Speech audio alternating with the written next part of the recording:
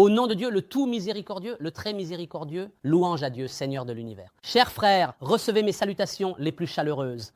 Dans l'épisode précédent, nous nous sommes arrêtés à un point crucial et nous avons mentionné que celui qui associe des partenaires à Dieu tombe dans une situation dont il ne peut sortir. Nous avons également expliqué et détaillé la magnifique comparaison coranique concernant l'état de celui qui associe des partenaires à Dieu. Celui qui associe des partenaires à Dieu, c'est comme s'il tombait du ciel alors que les oiseaux le déchiquettent ou que le vent l'emporte dans un lieu lointain. Il n'y a pas de retour possible. Il n'y a pas d'excuse par l'ignorance. Il n'y a pas de repentir. Il n'y a pas de retour vers Dieu. Il n'y a pas d'arrêt. Et pour ne pas vous faire attendre plus longtemps, qu'est-ce que le polythéisme? C'est ce que Luqman a expliqué à son fils lorsqu'il lui a dit « Ô mon fils, n'associe rien à Dieu ». Il ne lui a pas dit « N'associe pas ». Et il ne lui a pas dit « N'associe pas avec Dieu ». Il lui a dit « N'associe rien à Dieu ». Le polythéisme est vraiment une grande injustice. Alors, quel est le lien entre la grande injustice et l'association à Dieu? C'est de commettre la grande injustice au nom de Dieu. Associer à Dieu, c'est être avec lui. Associer à Dieu, c'est utiliser Dieu comme moyen. Au nom de qui commets-tu l'injustice?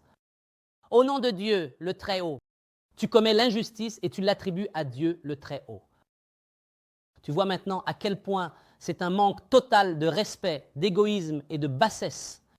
Et toi-même qui regardes cela en ce moment.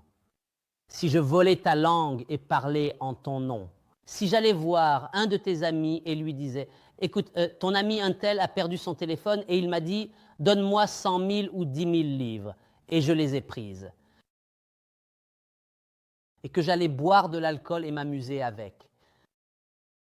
Alors, après 2 ou 3 jours, on découvre que c'est moi qui ai volé ta voix, pris ton argent et suis parti. Penses-tu vraiment que tu pourrais laisser passer cela à cette personne?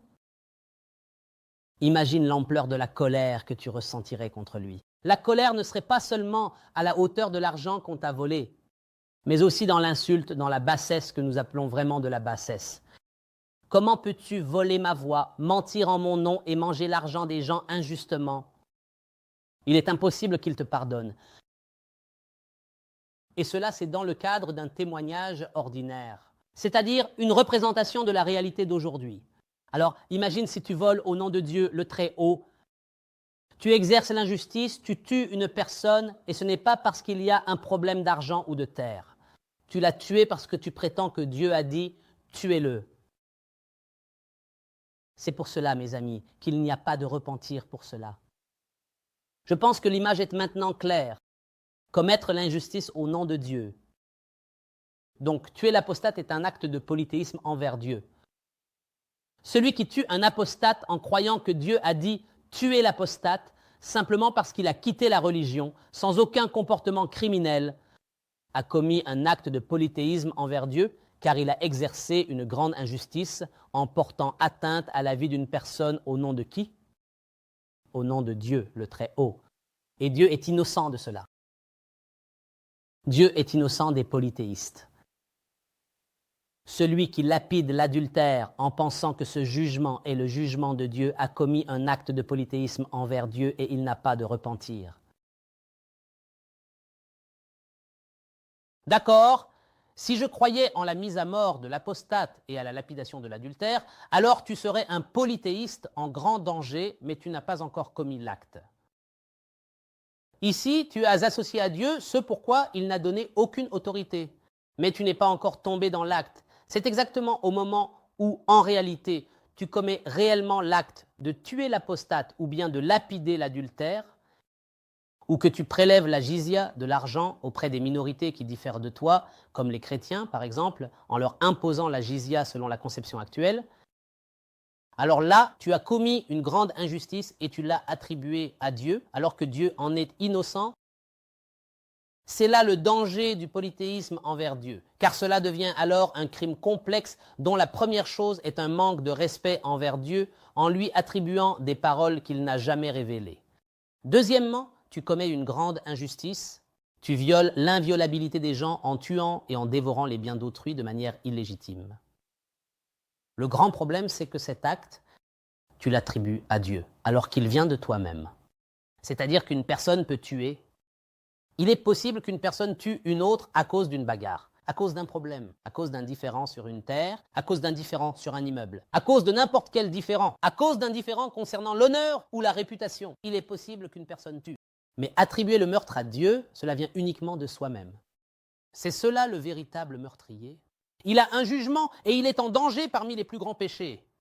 Mais tuer au nom de Dieu, alors que Dieu n'a donné aucune autorisation à cela, voilà la véritable catastrophe. Donc, chers amis, la plupart de la jurisprudence et des exégèses qui nous sont parvenues, malheureusement, regorgent d'associations à Dieu. Le penseur soudanais Mahmoud Mohamed Taha a été exécuté sous l'accusation d'apostasie, ce qui est totalement faux et sans fondement. Même si, pour argumenter, nous admettions qu'il était apostate, il a été tué, et celui qui l'a tué pensait appliquer la loi de Dieu.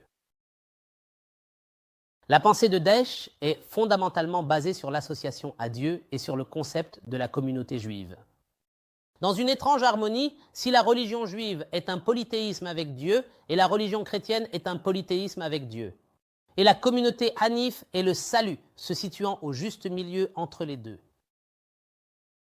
Pourquoi ? Parce que le Hanif utilise sa raison. Il utilise son argumentation. Il utilise sa logique. Il est impossible qu'il opprime quelqu'un au nom de Dieu, à moins que Dieu n'ait donné une preuve à ce sujet. C'est cela le hanifisme auquel nous appelons. Il ne peut absolument pas t'opprimer au nom de Dieu. Pourquoi ? Sauf s'il trouve en toi une preuve venant de Dieu. Quant à lapider une femme à Mossoul, c'est-à-dire la condamner à mort en la frappant de pierres jusqu'à ce qu'elle succombe, à jeter des gens du haut des immeubles sous prétexte fallacieux que c'est la sentence prévue pour le péché que l'on appelle sodomie, ou encore à brûler un pilote vif, le condamnant à mourir dans d'atroces souffrances sous prétexte que tu appliques la loi de Dieu telle que tu la comprends et l'interprètes. Cela, il n'y a pas de repentir pour cela. Et il n'y a pas d'excuse d'ignorance non plus. Tu n'as qu'une seule chose permise, mais toi, tu n'as rien rendu licite. Pourquoi ne le déclare-t-il pas mécréant, en fait ? C'est ceux qui t'attendent, c'est ceux qui l'attendent. Alors, que vas-tu faire ? Tu vas juste croiser les bras ? Non. Accumule de bonnes actions, car la balance t'attend. Mais cette histoire qu'on efface tout et qu'on l'annule, il faut que tu en sois convaincu. Accumule de bonnes actions. Et après, quand tu viendras devant la balance, le pécheur remplira son filet. Selon ton injustice, selon la grande injustice que tu as commise au nom de Dieu. Car Dieu peut pardonner le manque de respect envers lui. Dieu est vaste et omniscient. On peut le dépasser, mais c'est un crime complexe. Parce que l'association à Dieu, mes amis, comporte 3 crimes combinés ensemble. C'est comme un cocktail mélangé de mauvaises actions, de péchés et de fautes. Si tu sors de cela, tu tombes dans une autre faute. Tu as dépassé le manque de respect envers Dieu. Notre Seigneur t'a dit, je t'ai pardonné, je t'ai absous. Mais tu as brûlé, tué tout cela au nom de Dieu. Surtout quand je sais que tu as tué au nom de Dieu. Il peut te pardonner ou non. Mais qu'en est-il de l'injustice subie par autrui ? Donc, l'association à Dieu est un crime complexe et composé d'un ensemble de mauvaises actions, de péchés et de fautes. C'est pourquoi Dieu, exalté soit-il, met en garde contre cela en disant « Et quiconque associe à Dieu a certes forgé un énorme péché. » Et quiconque associe à Dieu s'est égaré d'un égarement profond.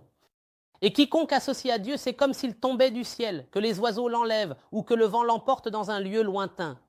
Et il n'a mentionné aucune exception, indiquant que la personne qui est tombée dans ce crime pourrait en sortir.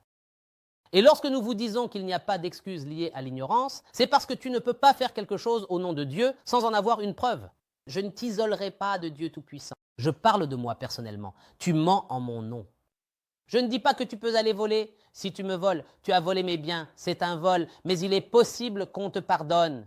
Mais si tu voles mon nom et que tu vas voir quelqu'un en lui disant « Yasser t'a dit de me donner de l'argent en utilisant notre nom », pourquoi ne l'isoles-tu pas ? Parce que, comme je vous l'ai dit, il y a là une forme de bassesse. C'est de la vulgarité. Voilà le danger d'associer quoi que ce soit à Dieu. Dieu et son messager savent mieux. Mes frères, chers frères, jusqu'à ce que je vous retrouve dans les prochains épisodes, je vous laisse sous la protection et la garde de Dieu. Que la paix, la miséricorde et les bénédictions de Dieu soient sur vous.